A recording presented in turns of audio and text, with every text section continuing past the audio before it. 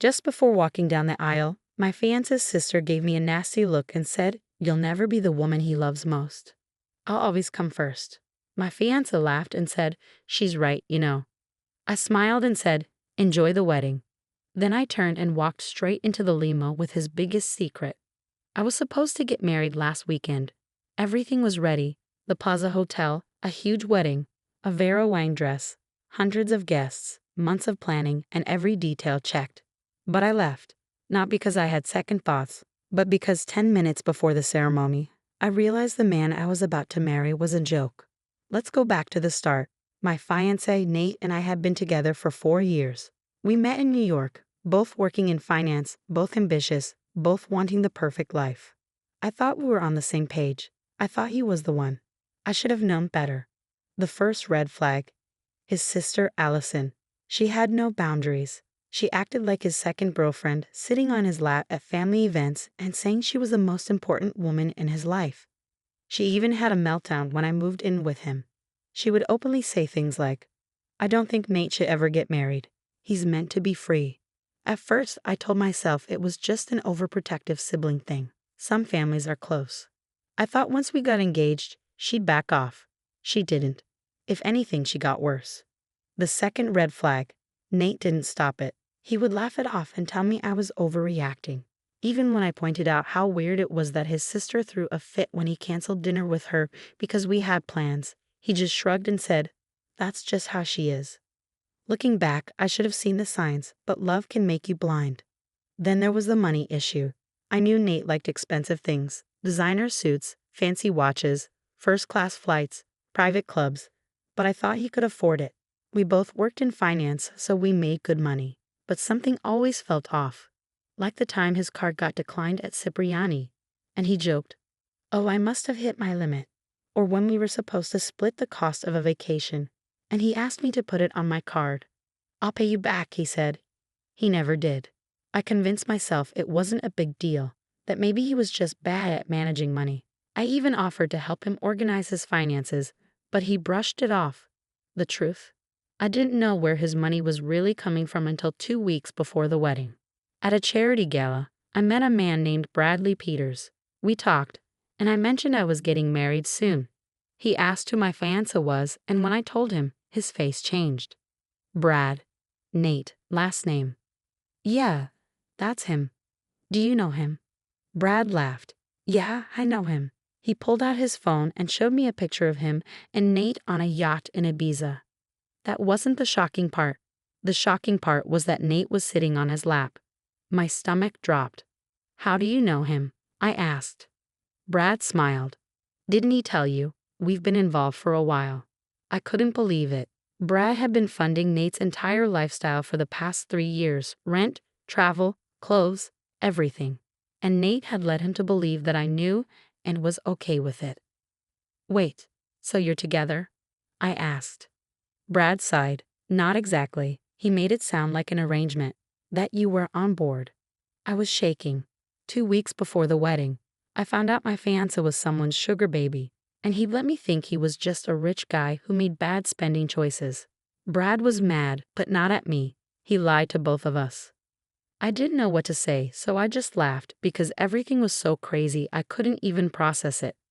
That's when Brad asked, "What do you want to do about it?" An idea started to form. I kept quiet in the days before the wedding, letting Nate think I was clueless. I let him pose for engagement pictures, go to his bachelor party, and send me texts about how he couldn't wait to spend his life with me. Then, 10 minutes before the ceremony, Allison came into the bridal suite.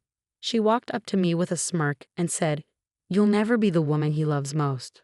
I'll always come first." Behind her, Nate appeared. Instead of stopping her, he laughed. He looked at me and laughed. Then he said, "She's right, you know."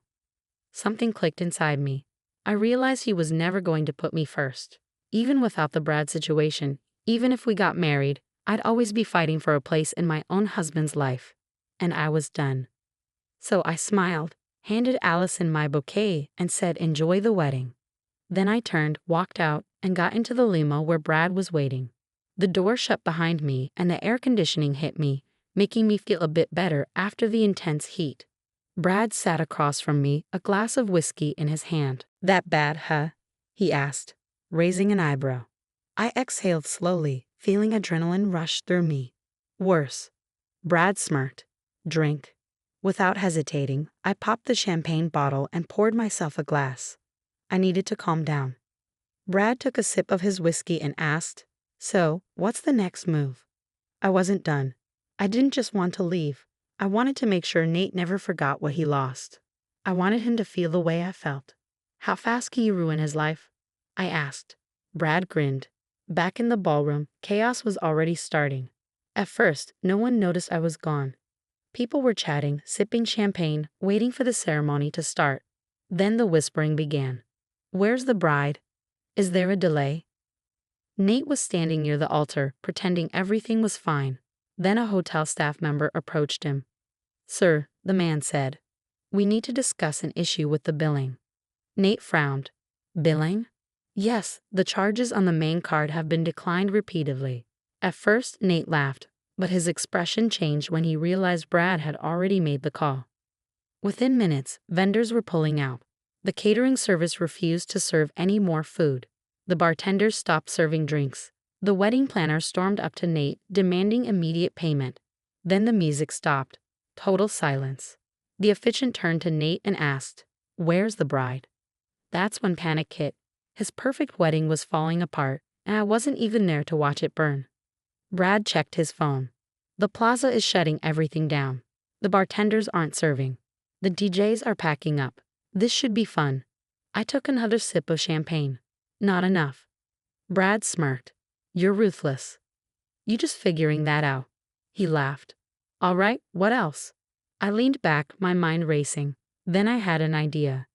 You said he used your money for everything, right? Brad nodded. The apartment, the car, everything. Take it back. Brad's grin widened.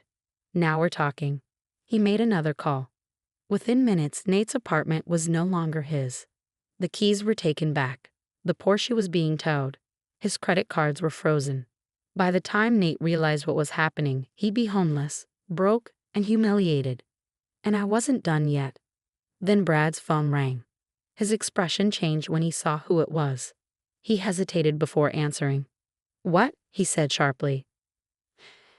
I watched Brad carefully. His smirk faded, and his face tightened. Something was wrong. Are you sure? He asked. There was a long pause, then he cursed quietly and hung up. What's going on? I asked. He sighed and rubbed his jaw. There's an issue. A bad feeling crept up my spine. What kind of issue? Brad looked at me. Turns out, I wasn't the only one Nate was getting money from. I froze. What? Brad leaned forward. There's another guy. A bigger deal than me. Someone with real power, and he's looking for Nate. My heart dropped. Who are we talking about? Brad ran his hand through his hair. Damon Russo. I felt a chill run through me. Everyone in Manhattan knew that name. Damon Russo wasn't just rich, he was dangerous. A guy like him didn't take kindly to being scammed, and Nate had scammed him too. Brad shook his head. If Nate thinks losing his wedding is bad, he has no idea what's coming next. I took a deep breath. This wasn't just about revenge anymore. This was about survival. The limo was silent except for the faint hum of the city outside. I set my champagne down, my hands gripping the glass a little too hard. What do you mean Nate scammed Damon Russo? I asked. Brad exhaled sharply. Damon doesn't just throw money around for fun. He expects something in return. And if he doesn't get it, things get messy. I swallowed. Messy? How? Brad gave me a long look. You ever hear about the hedge fund guy who disappeared last year? I nodded. Yeah, some billionaire. What happened? Doesn't matter. The point is, he owed Damon money. One day he's on his yacht, the next, gone. No trace. That's how Damon handles things. A cold chill went down my spine. I've been thinking small revenge, ruining the wedding, freezing his credit, watching him fall apart. But this was much bigger. Back at the plaza, Nate was unraveling. The moment he realized I was gone, panic hit him. He snapped at the wedding planner. What do you mean she left? He shouted. The poor woman looked like she wanted to vanish. She walked out, sir, she said. She left the bouquet with your sister and just walked out. What? With Allison? Nate turned and saw his sister holding my bouquet, her face red and furious. He snapped. What did you say to her? Allison didn't speak. She knew she was at fault. She'd pushed too hard, and now Nate had nothing. His phone buzzed. A text from his building's concierge. Nate, there's an issue with your lease. Please contact management. Another text. Porsche Financial Services. Your account has been terminated. Your vehicle is being repossessed. His face went pale. Something was seriously wrong. Then another text, this one from an unknown number. Damon Russo wants to see you. His hands went cold. That was the text that could cost him everything. Brad's phone rang again. He looked at the screen, then pressed it to speaker. Damon, Brad said calmly.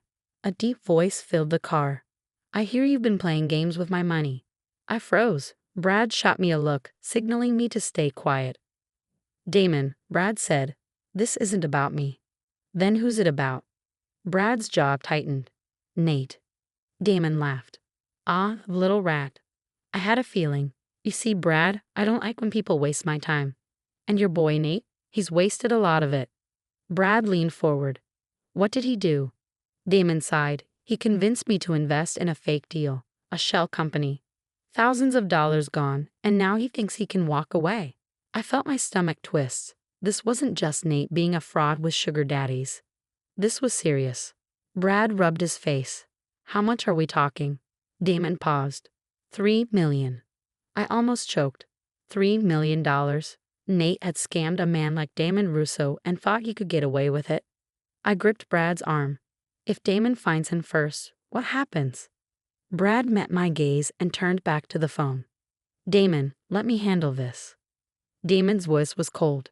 You don't handle things, Brad. You throw money at them. But unfortunately, I don't want money. I want him. The call ended. My heart raced.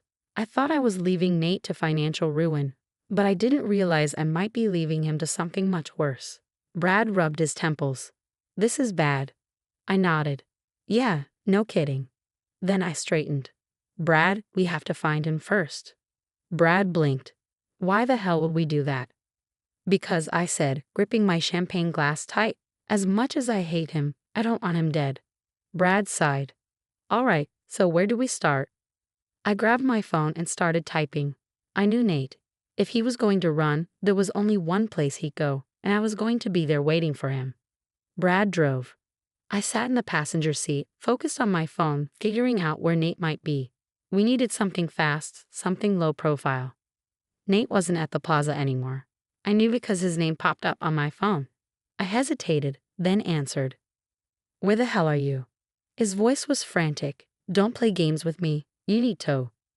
You think I'm going to help you? I snapped. After everything I know about Brad, about Damon, you lied to me for years. He stammered. I didn't lie. I just. You thought I wouldn't find out. Silence. Then, Allison said something to you, didn't she? I laughed. Of course. Of course, he'd think his sister was the problem. You've got bigger problems than Allison, I said. Brad gestured for me to put the call on speaker. I did. Nate, Brad said smoothly, Damon wants his money. There was a pause. Then, I don't have it. Brad shook his head. Wrong answer. Nate's voice cracked. Please, you have to help me. You still have money. You can. Brad laughed. Oh, now you want my help? What happened to all that cocky attitude? Nate sounded small now. I messed up. Brad clenched his jaw. Yeah, you did. And Damon's not exactly forgiving. I can fix this. I just need time. You don't have time. I leaned in. Where are you, Nate? Silence. Then, the apartment. I glanced at Brad. The one you just revoked his lease on. Brad smirked. Yep. When we arrived, the doorman wouldn't let us up. Mr. Last Name is no longer a resident, he said. Brad slipped him 100. Will be 10 minutes. The doorman hesitated but nodded. We took the elevator up. The hallway was eerily quiet. Then we saw Nate, sitting outside his apartment, disheveled, hands over his face. He looked up when he saw us. You did this, he said to Brad. Brad snorted. You did this to yourself. I crossed my arms. Stand up. Nate hesitated but got up slowly. I stared at him. Did you ever love me? I asked. He flinched. Of course I did. I tilted my head. So when you were in Ibiza with Brad or scamming Damon Russo, was that love? He clenched his jaw. Was it love when you laughed at Allison's comment instead of defending me? Was it love when you used his money for our wedding? Nate exhaled, shoulders slumping. I didn't want you to know. No, you didn't want me to know you were a fraud. His eyes flashed. No, I was never enough. I stopped. He swallowed. I grew up watching guys like Brad and Damon. Powerful men who had everything. I wanted to be like them. I wanted to give you the world. I stared at him, trying to process that. That's not love, I said. That's vanity. His face crumpled. I was going to tell you after the wedding, he said. I was going to fix it. Brad left. You think Damon would let you walk away? Nate's hands balled into fists. What do I do? I shook my head. That's not my problem anymore. Then I turned to Brad. Let's go. I didn't look back. Nate tried calling. Blocked. Allison sent a 3-page email blaming me for ruining her brother's life. I replied with one sentence. Enjoy being the most important woman in his life. Blocked. Damon found Nate. I don't know what happened after that, but I know Nate left the city. Gone. Vanished. I didn't ask questions. Brad and I kept in touch. Turns out we make great business partners. Who knew? As for me, I walked away free. No wedding. No fraud. No Nate. Just me, a glass of champagne, and the rest of my life ahead. And honestly, I've never felt lighter.